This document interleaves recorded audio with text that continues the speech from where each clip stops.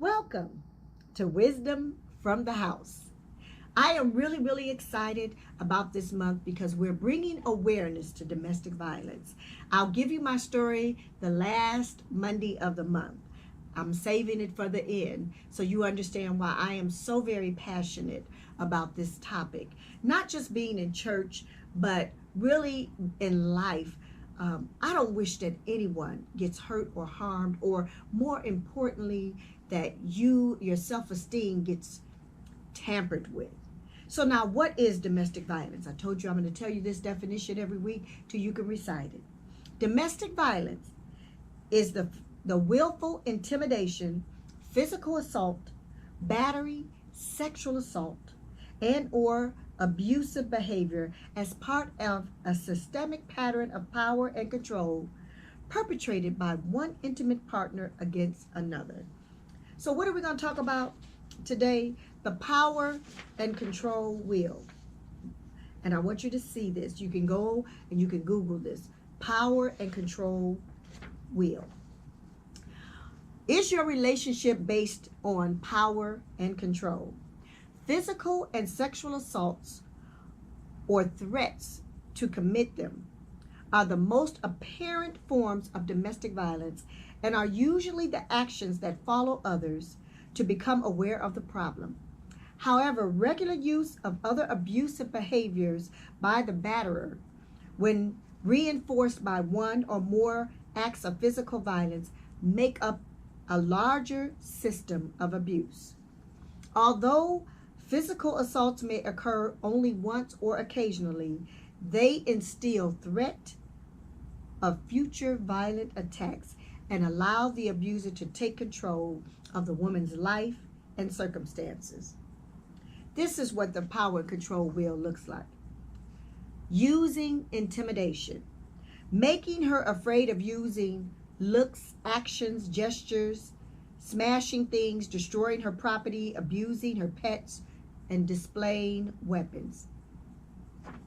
Number one, using emotional abuse, putting her down, making her feel bad about herself, calling her names, making her think she's crazy, playing mind games, humiliating her, and making her feel guilty. If this is you, this is power and control. These are forms of domestic violence. Using isolation, controlling what she does, who she sees or talks to, what she reads, where she goes, limiting her outside environment, using jealousy to justify your actions. You're either an abuser or you are being abused. This is domestic violence. And this doesn't apply to everybody, but I guarantee you we all know somebody.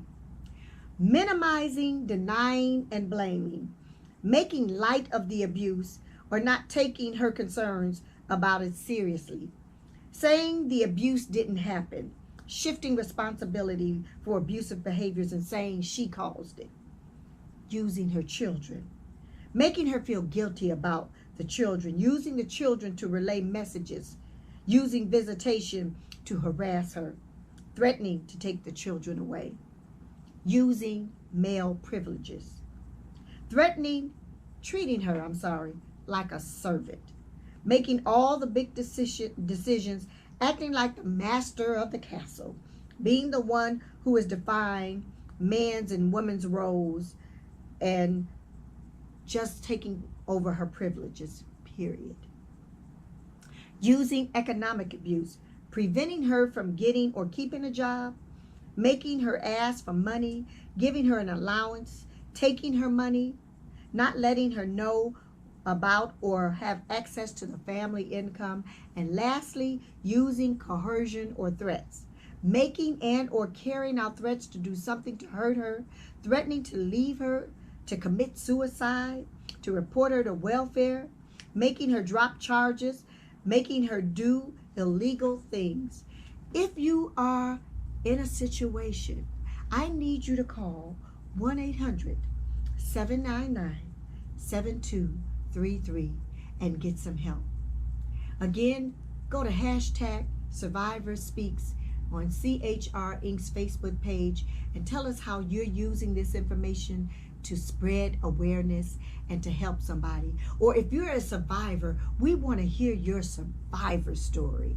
And also go on to www.chrinc.net and look for when we start hosting our next series of our empowerment sessions, because they're free and they're for you. If you're not a victim or you're not a survivor of domestic violence and you want to support this cause and you're locally here, we would love to have you there. I'm also the First Lady of Mountaintop Faith Ministries, and every year now we have been doing Pink and Purple Worship Sunday.